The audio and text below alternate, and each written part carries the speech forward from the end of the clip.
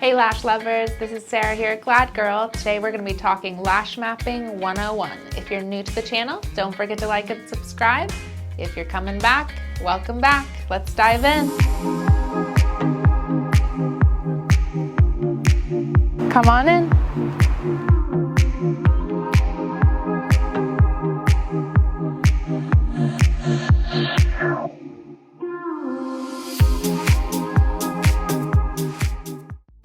So for those of you that don't know, lash mapping is basically just mapping out the architecture of the lashes that you're about to build.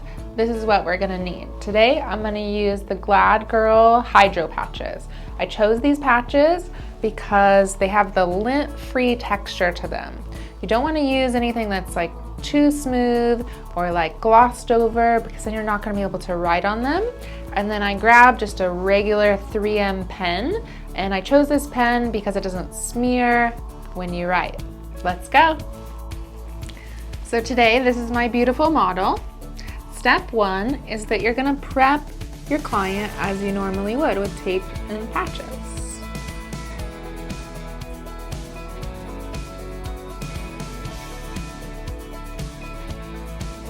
So for this video, I'm really showing you the foundation to build on. So it doesn't matter if you are doing a cat eye, a doe eye, if you're doing a spiky set, this is the foundation that you'll build on, and you can build a grid outside of this. So the first thing you want to do is find the outside corner of your client's eye and just do a line. Same thing on the inner corner, and then dead center where the pupil is. And let's go ahead and do that on the other side. Then you're gonna mark the halfway point in between those. So after you mark the halfway point, you're gonna be left with 1, 2, 3, 4 sections. And I'm gonna have you, no matter what style you're doing, you're gonna wanna do like a 1/2 centimeter mark on this outside. The reason that we do the 1/2 centimeter mark is, again, it doesn't matter the style, you're gonna want to do a shorter lash on this outside. It keeps the lashes looking lifted. Everyone wants their eyes to look lifted, not drooping down. So if you're doing a long lash and you take the lash all the way out to the end, you're gonna run the risk of having a droopy eye. So always mark off about a 1/2 centimeter on this outside corner. The next step is that we're gonna throw in some numbers. So, I mean, this video series could be endless with the different styles, and I'm gonna make a lot more videos and show you the numbers to use for different styles. But just for the basics here, on this side, I'm gonna show you what you would do for a cat eye, a basic cat eye. So you're gonna want a really short length in here on this inner corner.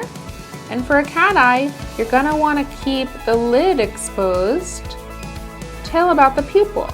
So you're gonna keep it really short. I recommend doing a 9, 10 in this section.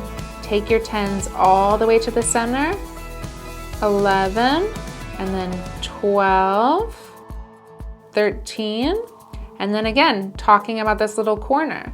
So you have this gradual length, right? So the lid is exposed, and then the cat eye lifts, and you're gonna want to do about a 1/2 centimeter of 10 right here. No one's gonna see them, it's just gonna keep the lashes really lifted.